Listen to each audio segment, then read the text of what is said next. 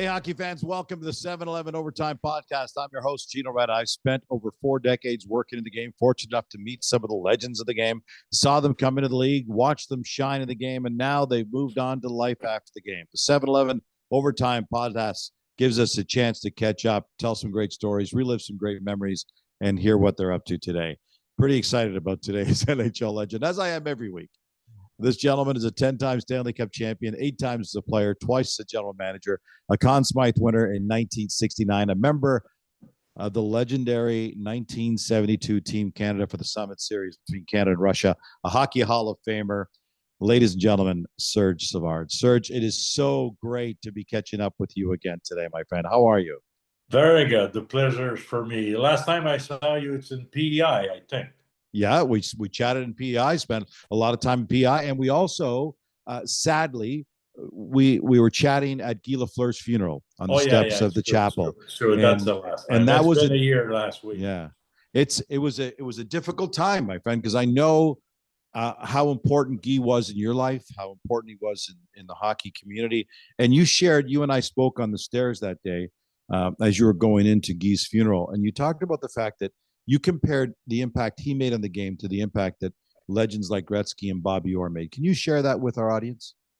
He did. Like here in Montreal, I compare him. There's 3 great guys that I know in common in late history.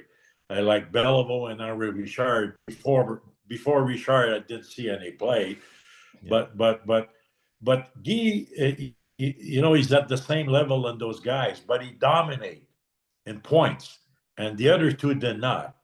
Like Guy Lafleur dominated for the National Hockey League for 6 years. And I remember, we could have given him the trophy before the season starts. He was that dominant. And I know we had a great team, but this guy, on top of being a great player, he was a great team player. And that's what makes, team greats. Yeah, it does. And listen, both yourself and Guy, part of the most storied franchise in NHL history, the most successful organization in Stanley Cup history. And a stat that always stands out, and you and I have known each other for years, my friend. It's always been so great to stop and chat with you and talk. But one of the numbers that still blows me away, despite all the years I've known you, despite all the years I watch you play, is the fact that you played 16 seasons in the NHL and you won 8 Stanley Cups. The ratio of that is insane, Serge. Like, are there times even still right now where you encounter people? Yeah, I played 16 years. Yeah, and did you win? Yeah, 8 Stanley Cups, half the years. Does that number still, does that ever land on you? The reality of that? You don't really realize it. I was lucky enough. I started in '67. And my first 2 years, we won the cup, 68, 69, the year of the expansion. So it's pretty good start. And but there's one guy, and we won 6 times in the 70s. We were so dominant in the 70s. Including 4 straight. Yeah, including 4 straight, so 67 to 69.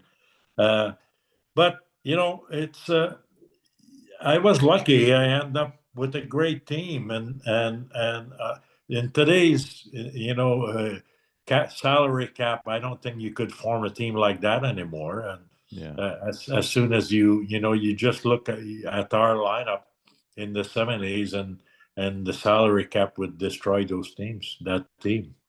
We had Larry Robinson on the podcast earlier. And obviously, you played with him. You won that streak of 4 straight Stanley Cups with Larry from 1976 to 1979.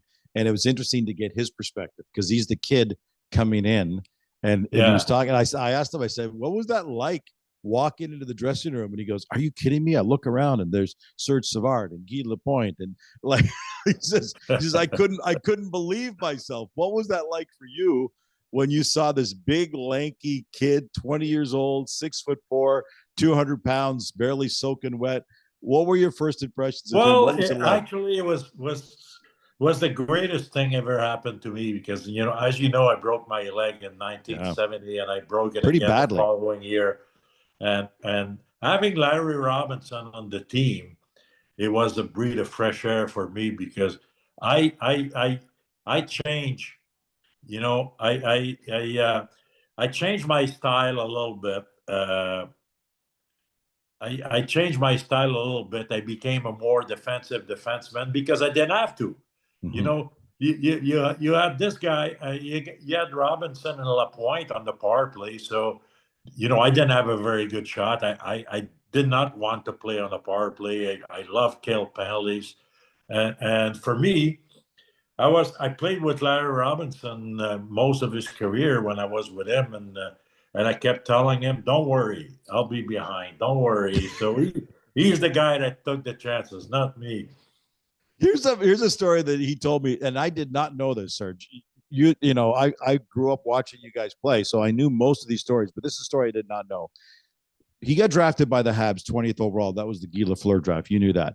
What I didn't know was the fact that he did not want to get drafted by the Habs. He said, I didn't want to get drafted there. They won all the time. I was a Chicago Blackhawks fan growing up, and I didn't. You were at the complete opposite end of the scale because you and your family and your siblings tell our audience about what it was like in the Savard household as you guys were growing up, listening to and watching the Montreal Well, Canadiens games. of course, we grew up when there was only 6 teams, Yeah. and it was only 2 teams in Canada, and the fans, and basically all the French Canadian across Canada were Montreal Canadian fans, Yeah. and the rest, the Toronto Maple Leafs fan, and that's the way the fans divided. When I was a kid, we had. We were 10, we divide each other on the ice, and we were probably 12 on the ice, 14 on the ice, and 13 Montreal Canadiens sweater. And sometimes you had the Gordie House sweater or the Toronto Maple Leafs, because in the Eaton catalogs, that's all we got. Toronto and Montreal, that's all you could get. So growing in rural Quebec, my dream was to play with the Montreal Canadiens.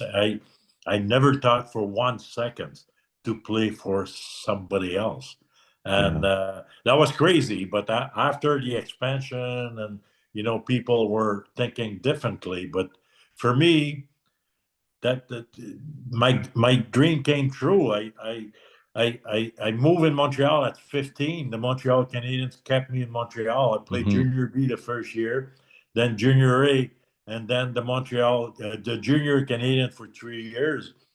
And the first day I walked, the second year with the junior Canadians, I was invited to the big camp.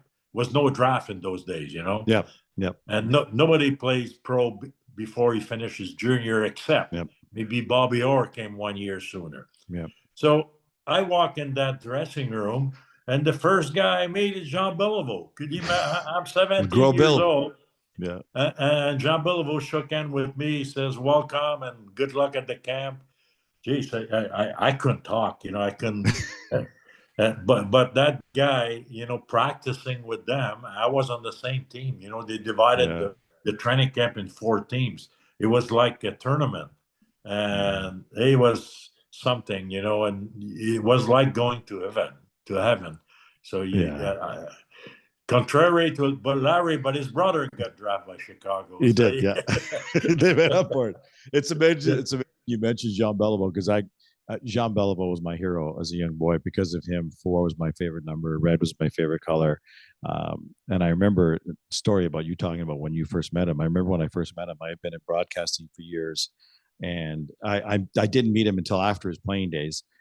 And I went up to him and I said, "Excuse me, Mr. Béliveau, do you mind if we just take a minute for an interview?" He goes, "No problem. Please call me Jean." And I paused and I went, I can't do that. I can't call you Jean. When you first came in Montreal from the Quebec Aces, they brought him up for 3 games, not exhibition, regular game, but they brought him up from Quebec. It's in 1952. I was 6 years old. I was listening to the game on radio. There's no television in 52. Television came in 57 up north. And he scored 3 goals that night in Montreal. And I played 4 years with him. When you think about that, I fall asleep on the radio. It gives me chills. As a 6-year-old. And then he's the guy that shook hands with me at 17 years old, walk home in the dressing room, And I played 4 years with him from 67 to 71. And he retired at 71. We won the cup that year. And he finished at 40. He finished first scorer of the team. Nobody noticed that, but he finished first scorer of the team. He was still good. I don't know if you remember the I remember very well. The goal in overtime in Boston. And, he was 40. Yeah. Not too many guys can do that. What you mentioned winning the Stanley Cups. One of the Stanley Cups you won with him was in 1969 when you won the Conn Smyth that year. So now you're celebrating the Stanley Cup on the ice. You're winning the Conn Smyth, and you're a teammate of Jean Béliveau. At that point, do you start to think to yourself, I can't believe this is actually my life? Yeah. And he's in the same dressing room, but I never seen so many respect from everybody about a person. And even the opponent. I never seen anybody taking a cheap shot on Jean Béliveau. It was all about respect, and he did respect everybody else. Béliveau never hit somebody from behind, never did anything crazy on the ice, but it was like it was mystic. When you walk in a room and Béliveau is there, it's Mr. Béliveau. And I've seen that many, many, many, many years after. And when I got the job as a manager, he had the next office of mine. I could hear him talk from my office, and I had a coffee with him many times in the morning and talk to him about the game. And he was just, he was a hero there. He was.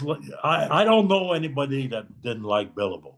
Yeah, he was a legend. Now, in fairness, you were also a hero. We're in conversation with not at the same level, not at the same level. No, very few guys are on the level of Jean Béliveau. I agree with you on that. We're in conversation with Hockey Hall of Famer Serge Savard. This is the 7-Eleven Overtime Podcast. I'm your host, Gino Reda. You mentioned briefly your broken leg. Our audience needs to know how serious this was. This was in the 70-71 season. I think you had 5 separate fractures in your left leg. You needed surgery on 3 different sets of surgery. What was that like emotionally for you to go through like that? Yeah, the thing is, they reduce it at night after a game. I went to the hospital. They took me to the hospital and they reduced my fracture to put it in place and put it in the cast. And I remember the next morning I got up. I had a nervous spasm, and I knew this thing was all broken again. Yeah. And I called the nurse and I says, "You better X-ray this thing. I know it's not right." Well, she says, "You're due only in 3 days for the X-ray, but I have to go now." So I had another operation. Same thing happened 2 days later. So finally, this thing got resolved after the 3rd operation. So I had 3 operations in the same week. How are you now? Are you okay now? Is there any lasting ramifications of that? But I broke it again a year after when I came back, because the doctor told me, he says, your leg is very, very strong, but the 2 screws are still there. And there's a weakness just above the screws. And that's exactly where it broke when Bobby Bond hit me at the blue line. His hip was so low, he hit me right at that spot. And it was a clean check, but it broke my leg. And after that, I had a bone graft. And I missed a full year. I came back in February 72. That's why I was not supposed to play on the 72 team. And thanks God, Fergie called me. He says, "How do you feel?" I says, "Well, I at the end of the season, I think I was back in my old form."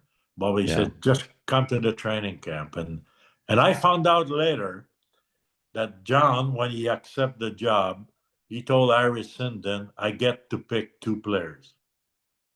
That's a true story. Wow. And he picked Peter Mahovlich and myself. Wow. There were, I think there were 8 of you guys. Was there not? Was there not 8 of you, or was it 6 of you that were on the 72 team? Six. Habs, 6. There were 6 Habs. So you go to, you're talking about John Ferguson Sr. there, obviously, for those who weren't aware of what you're talking about, who was in management with with 72 Summit Series.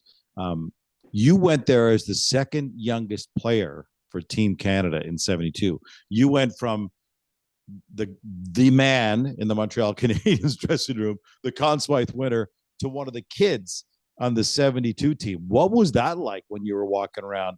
I mean, you had to have the confidence because you knew what you were capable of doing. That. I was 26 years old. Yeah. We had younger guys that did not play, like Dion, but I did.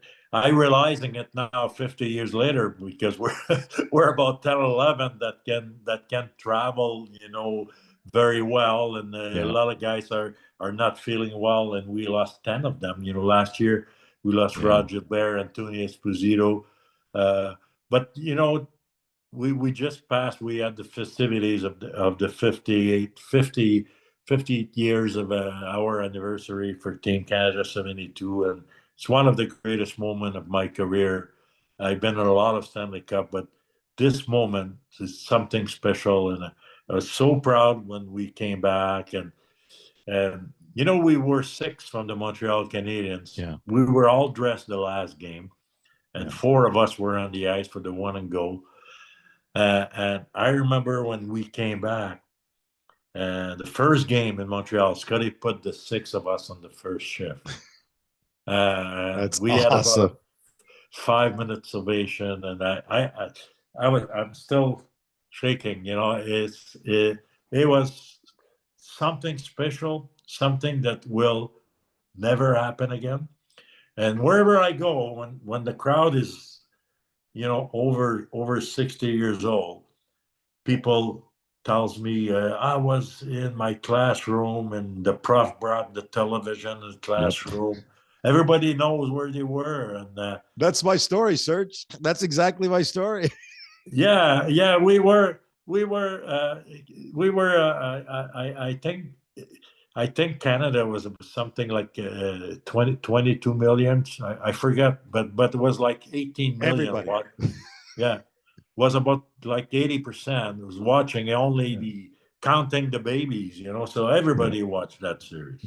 It was exactly my story. We were in what was called the open area in our school, and they rolled the TV in on those big rollers, and we all watched as 4 classes together on this one little, I don't know, maybe 20-inch television screen. And it was a moment, like, for us, when it happened, was crazy. You were there on the ice there.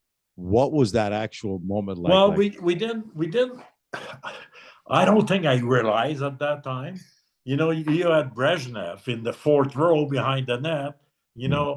And when Jean-Paul Parise, could you imagine if Jean-Paul Parise hit somebody? That's the end of the series. And Brezhnev there, and all those army guys in the building. We did not realize that. We did. Even I think after 50 years, we did talk more about it than we did after 10 years. It took times to realize the importance of this thing. This Team Canada 72 did a lot of things. I think it brought this country together. It did a lot of stuff, a lot of great stuff. And as today, that was probably my greatest moment in sports. So Jean Ferguson, you got to tell this story, and I'm going to tee it up, and then you tell the story. So Jean Ferguson goes out of his way to make sure that you're on the roster. He makes sure that you're a part of that team, and you took away, or you led to the takeaway of a souvenir that he had worked so hard to get to bring back home. Why don't you tell the story from start to finish? Well, I guess I did not realize what I was doing, but when we came back from Moscow, there was a campaign going on in Canada, an election, and Trudeau was the prime minister, and we were on the fireman float, and everybody was on that float at the airport, and Trudeau was just beside, and I remember Peter Mahovlich grabbed him and brought him on the float with us. So Fergie is there, but Fergie he's a guy that always played tricks on you. So I was just looking at playing a trick. So I grabbed his stick and I gave it to Trudeau. But tell him what the stick was, though. It was an autograph stick from every player on the team. Yeah. But I did not know that. But at that time, I assumed it was. I didn't have time to think about that. I just grabbed the stick and I gave it to Trudeau. And he looked at me and he couldn't say anything. But the next day he was in the paper, and Trudeau's office returned the stick to John Ferguson. That's hilarious. So Fergie goes out and gets his autograph stick. He goes, "This is a moment I'm never going to forget." And you take that stick and give it to Barely and Trudeau. What was Fergie going to say? No, give it back. No, he didn't say anything. Fergie was a great person. He was just a really tough guy on the ice, but a really mild guy off the ice. He's such a nice person. He was my best friend, And, he was a legend. We're in conversation with eight-time Stanley Cup champion as a player with the Montreal Canadiens, twice as management, Hockey Hall of Famer, Serge Savard. This is the 7-Eleven Overtime Podcast. I'm your host, Gino Reda. Serge, I want to talk to you about 1976. Larry called it the best. Larry Robinson called it the best Montreal Canadiens team he ever played on. Would you call it that as well? The Canadiens? I thought you were talking about Team Canada 76. Well, both actually. Team Canada 76, the best compilation of Canadian, no doubt about that as well. Yeah. For me, it's the best team. 70. Yeah. It was a better team than 72. There's no doubt talent-wise, about that. Yeah. But our team, whether it's 76 or 77 or those 3 years, whether you lose 8 or 10 or 12. 3 years in a row that we lost 8, 10, and 12 games a year. So is the team that lost 8 games, is it the better team than the following year? But those teams for 3 years were a great team, and maybe 76, 77 had an edge, but I don't really know. But there's a special meaning to it because you knocked off the Broad Street Bullies, the Flyers. Tell our audience how important that was for you, what the Flyers represented at that point, and what you guys did by knocking that Flyers team off. Well, we never promote violence. We never promote fights in Montreal. We had tough guys over the years, but we had when I arrived, we had a John Ferguson. He was playing regular, and he scored 20-something goals, 28 goals one year. But hockey, I think it's in the 70s. For 3-4 years, it was a black period for the National Hockey League, and we start from, and the reason for that is because we expand too quickly. We did not have enough good players. So instead of having one tough players, like Philadelphia started that, and they figure it's easier to have a second tough guy, a third tough guy, than have a 20-goal scorer. So they end up with 3-4 tough guys, and every other teams had to add 3 or 4 tough guys to compete with them. Every game we played against Philadelphia in those years was a brawl against any team, and that's the dark age of hockey, and I never liked that. And they were jumping on you like I had to fight. I didn't want to fight. Yeah. And they weren't penalized because they didn't have the third man in those years. Remember, they weren't penalized. No instigator. Yeah. No instigator. So I blame the National Hockey League at that time because they could have solved that problem in 5 minutes, but they did not. Yeah. They start with the instigator later on, and then they say you're allowed to fight 3 times, and then 2 times, and then they kept it because they thought it was part of the game, and it was not part of the game. No. We're the only sports in the world that still allowed fighting in the game. Yeah, no, it's well said. It was well said because to your point, you couldn't compete skill on skill with you guys because there just wasn't that much skill once you diluted the league at that point. It took a little while for the league to catch still up. Can see it. I'm a grandfather now, and I don't want to go see my kids and say you have to learn how to fight if you want to play hockey. I think that's the really wrong message. and I have grandkids now that as soon as they reach a certain level, I get one is not that big, and he started to have contact, and he quit because it was, all of a sudden they start to have contact, and you have kids 100 pounds, and you play against a kid who's 200 pounds, even if they're the same age, and they start to have contact, and that's not the spirit of sports. No. And that's why in 1976 I came out publicly after we beat them in 4 games, and I said it's the best thing ever happened to hockey.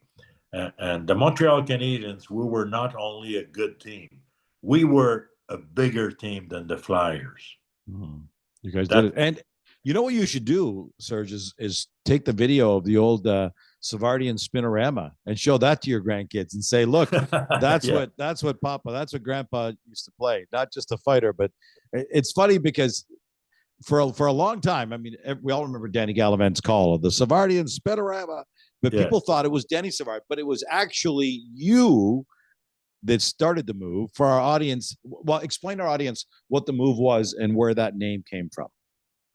Well, Danny Gallivan gave me that name, but I like to tell you that I invented, but I did not.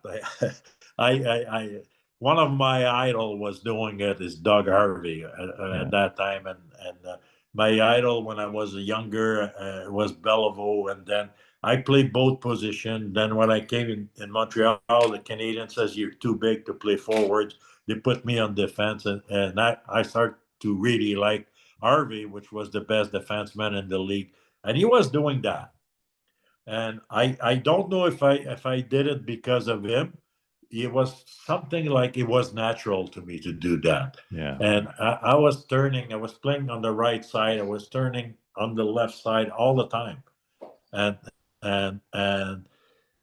it was done at the last second, and they couldn't change direction. So that was a very good move. And even in the practice, you had guys like Jean Béliveau, he says, I'm going to get you. And he just couldn't do it. And I remember one time he broke his stick. He was so upset. But that's the way it was. To our audience who maybe don't know the Savardian SPIN-A-RAMA, Google Savardian SPIN-A-RAMA on YouTube and check it out. You'll see it. It's Denny Savard did it. Serge Savard did it. Other guys have tried to replicate it, but not like the original. And if you can get the Danny Gallivan call, listen to it. It's spectacular. So Serge, after your tremendous success with the Habs, again, the number to me is crazy. 8 Stanley Cups in 16 seasons. That's an average of 1 every 2 years in the NHL. People would kill for that. You go on to become the general manager of the Montreal Canadiens. As crazy as it was to imagine yourself playing for the Habs, to winning 8 Stanley Cups with the Habs, to winning a Conn Smyth with the Habs, was it even crazier to think that one day you could be running the organization as the GM? Well, I at the beginning when Ron Corey offered me that, and I don't know. I said I don't know if I can do this. And there was no school for that.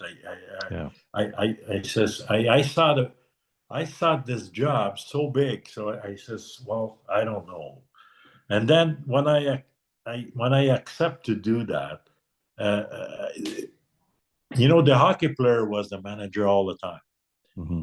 That's the hockey players, and I knew I was brought up in an organization where a goals against is just as important as a goals for. Yeah. And I was brought in an organization where team plays is the main thing, where the top players like Béliveau, Richard, Guy Lafleur learn how to play defense, learn how to play as a teammate. And the team is the most important thing.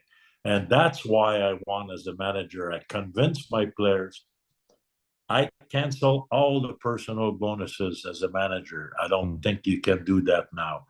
Everybody, including Guy Lafleur, including the goal scorer, had team bonuses. And if you look at the new contract today, you'll have bonuses for the amount of time playing on the ice, for the amount of assists, for the amount of goals. Everything is personal. So you can bring 3 top players and they take half of your payroll, but it doesn't make you a real team, really, Yeah. unless you agree to play as a team. Yeah. That's And you did why it.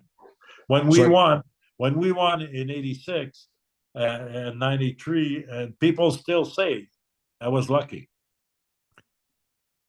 I'm not sure. Yeah, I don't know about lucky, but '86. Remember '86? We lost the yeah, first two games in you had Quebec that very City. slart under Jean Perron in that year, and then I don't think anybody that year thought you guys were going to win, right? Yeah. In '92, we lost two games, the first two games in Quebec City in '93, and then we lost two games the rest of the playoffs. Yeah. So Crazy. that was pretty amazing, and our team was getting better and better and better. So you win the Stanley Cup in '86 as a general manager. Then you go back in 1993. You got Wayne Gretzky and the LA Kings in the Cup final, and you beat them again for the 24th Stanley Cup in franchise history, which is crazy. And you were part of 10 of them, 2 as a general manager and 8 as a player. How did leading the team to the Stanley Cup compare to being one of the team leaders as a player? Well, it's so different as feeling. You're not on the ice, but the feeling is just as good. You're there. Like when we won in '86, I remember I was by the board. I didn't even jump on the ice to take the picture with the rest of the group. I was just there and say, "Wow, I build this, not myself, not on my team. We build this team. Like when I'm a player, I'm on the ice, but I did not build the team that I played with. It's different, and I was really, really proud of that. Yeah, an incredible accomplishment. Now, talk about adversity. The 2 things that stand out in my mind about you with the adversity was your broken leg, your multiple surgeries, and the way things ended with your relationship with the Habs in 1995. To the extent that you're willing to share, what was that like? The end of your time as a general manager with the Montreal Canadiens. Well, I was, any management, they're allowed to fire the manager. And when you agree at that job, you agree that one day you might be fired. But that year, my team, I had such a great team. And a week before I was fired, I told Ron Corey that I may be a player away from the Stanley Cup. I really thought I had a great team, and that I really could have a run to the Stanley Cup. And that's why I was so disappointed. And I went that year at camp, everybody had the flu. We had a slow start, and only after 4 games, and that I thought, and I still think that was unfair. Yeah, that was tough. When it's all said and done, you enter the Hockey Hall of Fame in 1986, and then the Montreal Canadiens in '06 retire your jersey in the rafters in November of 2006. What do you remember those moments, that recognition of people saying, Serge, job well done? Well, again, it's the same thing than being in Moscow in '72. I don't think I realized at that time how great, what an honor. Till the following year, when I had my grandchildren, hey, Papa, I was at the farm last night. I was at the Bell Center, and I saw your jersey. Yeah, that's wow. It's a great recognition from the team. It's beside being in the Hall of Fame, I guess it's a great honor. It's just a great honor, and today I see it as a bigger honor than I did in 2006. Wow. You've been so generous with your time. It has been so fun catching up with you. We play something at the end of every podcast with our legends called 5 Fun Fast Facts, where I'll ask you quick 5 questions. You give me your quick answer to that. Do you want to play? Yeah. Okay. Number one, time now for 5 fast facts. The best teammate you ever played with, who would that be? Well, I have many. Béliveau. Jean Béliveau, Le Gros Bill. Your favorite Stanley Cup victory, and you had 8 of them. 1976, for the reason I told you before. Who did you hate playing against the most, and why? I hated to play against Philly, Bobby Clark, Phyllis Booth. I never liked Phyllis Booth till 72. I never liked Bobby Clark till 72. He sat beside me for a month and a half, and then I said, well, he's not that bad, and we still friends as today. Other than Montreal, obviously, what was your favorite NHL city to play in? Well, I guess I thought Boston was probably the nicest city in those days, and I did not really enjoy playing there. but my favorite city was probably Boston. Yeah. Was it easier being a player or a general manager? Player. I don't blame you. And you were an amazing player. How are you doing today, Serge? Before we say goodbye, how are you doing today? How are I'm you pretty spending your good. time? I cannot hide my age. You said I was a younger player in 72. I was 26 years old. And I'm 77. I'm in pretty good shape. I kept my weight down. I trained 3-4 times a week. And I just hope to live another 10, 15 years healthy. I want to be healthy. It's too many guys I know, too many friends I know that they get sick, and it's not funny. You're getting healthy, you're getting older and healthy. That's what I want to do. That's Serge, thank you. Yeah, and we certainly wish you all the best health and happiness. Thank you so much for taking the time to join with us and talk to us on the podcast. It's been a lot of fun catching up, my friend. Be well. Thank you, Gino. Serge, that was wonderful. Thank you so much. We didn't have time to say 76. What a great team, Team Canada. We can do that. We can do that. If you want to talk about that, we can talk about it. Let's do it. I'll ask you the question and we can insert it, okay? Yeah, just the 76. Okay. Okay, let's do that. Let's do that.